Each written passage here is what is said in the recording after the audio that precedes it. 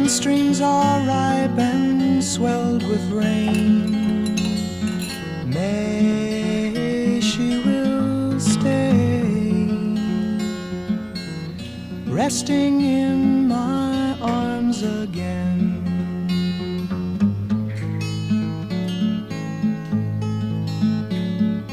June, she'll change her tune. In restless walk she'll prowl the night. July, she will fly and give no warning to her flight.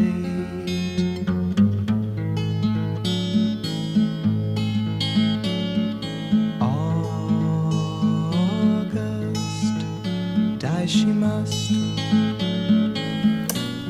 So, today I am working on my next live training session, which is actually going to be live by the time you're watching this vlog. And this one is all about villains. So, it's a lot to say, and I'm trying to limit myself to an hour because usually I like to teach for 45 to 50 minutes and then have like a 10 to 15 minute Q&A afterwards. If you're inside the Patreon community in the live training level, you know how it goes. If not, you probably have no idea how extensive these live trainings are because I can't stop myself. I over-deliver all the time, you know me. So what this process looks like when I go to create a live training session is first I like to dump all my ideas in a document, like my Scrivener project. And once I write down all my initial ideas, I start to sort them out and kind of find areas where I can break it up into like 3 or 4 or 5 parts, because that's just a better way to stay organized, I find, with the structure of the training, is to create kind of themed sections that we can go through. Once I have all of my initial notes laid out, everything that I want to go over, I start to build the presentation. So right now I'm using Canva to build these presentations, and I've really been enjoying using that platform because they have a ton of templates that are just really easy to find and select a template and then fill in the blanks basically. And I do add a little bit of design myself here and there, but I try not to get too carried away because it's about the content. But basically I just go through all of my notes, all of the principles that I want to cover, and I start building presentation slides based on each principle. It's fun, but it's also kind of creatively exhausting sometimes. But I am going to take some time for self-care later. Baby, baby, baby, don't leave me. Ooh, please don't leave me all by myself. Okay, finally, I'm done with the presentation and I'm so excited to do this live training because I can already tell it's going to be awesome. But I kind of ran out of time and I didn't make like a teaser video this time for my YouTube channel, so I'm going to do a quick spontaneous live stream on YouTube right now to announce this live training. And I'm just gonna do it off the cuff, I think. I'm not gonna overthink it. Even inside me, ooh, deep inside me, and it hurts so bad. You came into my heart, so tenderly. Okay, so those live streams are done. I ended up doing a live stream on YouTube and another live stream on Instagram because you know me, you know how extra I am. Now I just have to wait patiently for the signups to roll in, and I'm really looking forward to this live training. So I've noticed that it really helps my creative energy if I can take a break before doing something that requires a lot of creative energy, like a live training. So because I put in a lot of work over the past couple days, I think a rest is in order, and I'm going to take the rest of the afternoon off to go to the bookstore and enjoy this beautiful spring sunshine. Now that I've surrendered so helplessly, you now wanna leave. Ooh, you wanna leave me. Ooh, baby, baby, where did our love go? Ooh, don't you want me? Don't you want me no more? Ooh, baby.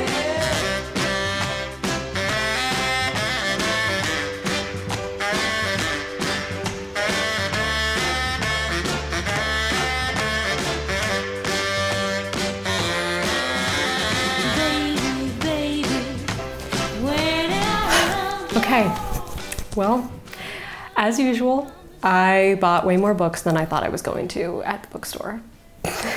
My favorite way to go to a bookstore is to go without any time constraint or any time limit. I love to be able to just stop and pick up a book and sit on the floor and read it for 5 minutes and see if it grabs me and pulls me in, because that I find is the best way to figure out whether or not a book is going to interest me. Like, I can read the blurb, I can read reviews, but if I don't actually read the first 5 pages or whatever, I won't know if it's going to actually interest me. So here are the books that I found today. The first book is called The Psychology Book. Big surprise because I'm such a psychology nerd. I liked the way that it was laid out, how it has lots of pictures and graphs and charts and timelines and research, because a lot of times psychology books can be very dense and kind of mind-numbing after a while because it's like just so much information. But I like the way that this one is laid out. The second book is actually another psychology book called Flow. If you guys follow the podcast, you know that I talk about getting into a state of flow all the time. Like, I'm obsessed with this concept because it is like creative rocket fuel if you can get into a state of flow. So this book seems to be about how to basically reverse engineer the state of flow so that you can get into it more easily and be more creative and productive. Okay, on to fiction. Oh, first I grabbed one of the Penguin cloth-bound classics. I've been collecting these guys for a while now. They are so cute, especially on the shelf when they're all together in a collection. And I just love collecting classics. I actually read Great Expectations a long time ago, and it was really good. This will look really good on my blue and white and gold shelf, which is right up here behind me. Also in the vein of classics, Kate persuaded me to get this one. Me and her watched a film a while ago that's called Rebel in the Rye, about the author of this book. Yeah, that was a really interesting movie. Like, the acting was really good, and just the filmmaking itself was really good. The editing was excellent. I've never read this book. I know a lot of regular schoolers had to read this in school. So I actually have no idea what it's about, but I think the life of the author was pretty interesting.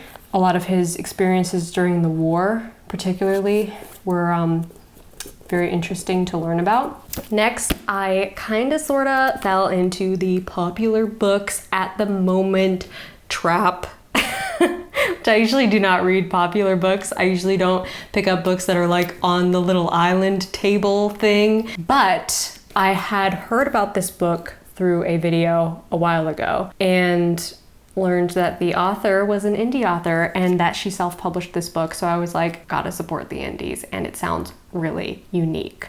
And it is The Atlas Six by Olivia Blake. I am probably not gonna read this one right away, but I'm looking forward to reading this one because it seems like it has a strong plot, some good stakes, and I like the fact that it switches point of view a lot, it looks like. Okay, and last but definitely not least, this was the reason I went to the bookstore in the first place, because last time I saw this one and I was very tempted to buy it, but I didn't, and I regretted not buying it. And thankfully, when I went back today, there was only one copy left, so I feel very fortunate. Collection of Jane Austen novels in the Barnes & Noble's classic editions, special edition hardcover with the gilded pages. Ah!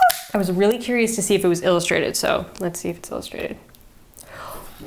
Oh, it has really pretty like interior leaf pages. Okay, so it's not illustrated, but it's amazing that they were able to combine all 7 novels in this volume. It has like this pretty interior leaf. I just love the gilded edges and I love the spine. The spine is so pretty. I thought it was illustrated because last time I went to the bookstore, I got a beautiful copy, which is right here, of Aesop's Fables, which I grew up reading and absolutely loved this copy. The spine is really cool. It reminded me of Narnia. And the interior is so cool because it's like so many illustrations. And I love how every page has like this border around it. It just feels like opening a beautiful magical book inside of like the library that Lucy goes into to read the Book of Incantations in the Dawn Treader. And this time I got Jane Austen because y'all know how much I love Jane Austen. And fun fact, when I was in the bookstore today, one of the employees walked up to me and said, "You look like a Jane Austen character." And I have to say that is like the best compliment I've ever received on an outfit. So yeah, I'm happy with my bookish choices today. I'm really excited to dive into all of these.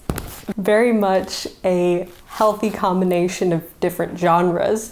And honestly, that's how every trip to the bookstore is for me. Like, I'll have some psychology, classics, YA romance, thrillers, poetry collections.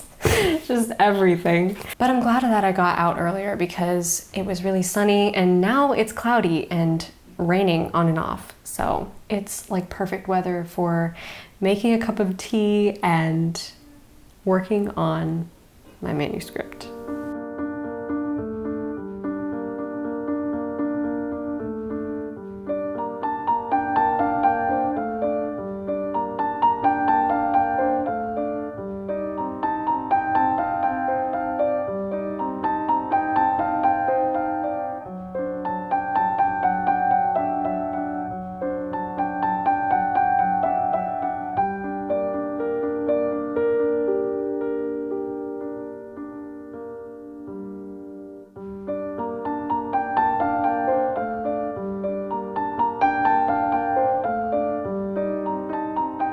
This past week, I've been working on revising a manuscript that I wrote the first draft for about 6 years ago. Needless to say, it needs a lot of work, but I'm giving it the time and attention it needs because I love this book. It's about friendship and family and finding light in the darkness, and it has so much of my heart in it. I can't wait to share it with you guys. I've been trying to show myself some love lately by romanticizing my life and my work process, lighting a candle, putting on my favorite light academia playlist, and finding a sense of peace, even in the midst of work. I've also been strictly limiting my time in front of screens, taking more breaks, and honoring my health.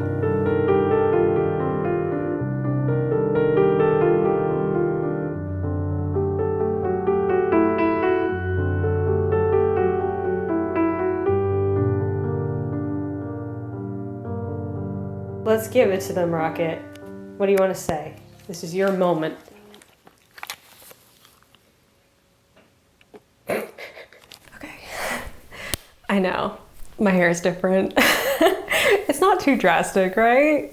I thought it'd be fun, something different for summer as spring transitions into summer. I'm so excited for all of the new writing projects. I think this is a great time to kind of pause and take a look at what our year is turning out to be and revisit our writing goals. Even if you didn't accomplish everything that you thought you were going to accomplish by this point in your year, I think it's important to be patient with yourself and also consider all of the unexpected good things that have popped up in your year that maybe you didn't plan. I know that I've had a lot of things come up for me this year that I didn't plan, I didn't foresee, and they're so much more beautiful and exciting because of that. But I really think that summer is an underappreciated time of year to start new projects and go on a new adventure. I know that usually we think of the beginning of the year as the time when we set goals and make plans and set off on a new adventure, but I think summer is a great time to do that too, because we've kind of experienced a lot of the year and have settled into what this season of our life looks like. I am particularly excited for this summer, especially for June, because in the month of June, we're going to be taking another virtual writing retreat. And I say we because you guys are obviously invited. So if you were on my channel last year, you know that we took the month of June to have kind of a virtual writing retreat. There were no videos and I just did live streams all month long and it was awesome. And it's gonna be even better this year because I'm gonna do more live streams. There's gonna be a better community element. There's gonna be a Discord. I know you guys have been asking for it, but don't freak out yet, because I have to set it up first. And I'm gonna make this an annual thing from now on because it's such a great opportunity for all of us to come together and focus on one writing project that we maybe have been putting aside or haven't found time to work on, and really just take the time to commit to our creativity. For me, that writing project is the book that I have been slowly chipping away at revising, and you've seen me working on it in that big pink binder. I'm making progress, but I'm not really giving it my full attention. I've started to get a little bit frustrated that I haven't been able to focus really intensely on this project. So that's what I'm gonna be doing in the month of June. I'm going to take this time to commit to rewriting this book and finding the joy and creativity in it. Not just looking at it as like, this is something I need to get done, but like, this is an exciting new adventure. I have the opportunity to explore something new with this rewrite. So that's what my month of June is going to consist of. And I want you guys to join me. I want you to take whatever writing project you want, whether it's an idea for a novel that you have been wanting to write, or it's an old messy manuscript that you've been wanting to edit. And I want you to commit to show up for yourself every day for even just a small amount of time, however much time you can block out in your schedule to work on your writing projects. It's gonna be awesome. And I'm not gonna say anything more about it because I'm gonna put out a dedicated video about this soon, maybe this weekend, maybe next week at some point. Stay tuned for that. Subscribe so you don't miss it. It's gonna include all of the details about the writing retreat. So if you could join me on this writing retreat, what would you work on? Comment below and tell me. Tell me, what would you love to spend your June writing or editing or rewriting? I really hope you will join me for this virtual writing retreat. Subscribe so you don't miss the updates about the writing retreat, and smash that like button if you liked this video. Comment and tell me what you've been working on lately. I'd love to hear all about it. Until next week, my friend, rock on. Shh. Sources about showing versus telling is turning the abstract into concrete. So taking like an abstract emotion like happiness or sadness or anger and making it a concrete feeling which is expressed in a certain way. So instead of saying that your character is happy or whatever, you are expressing what they do when they're happy, how they express their happiness.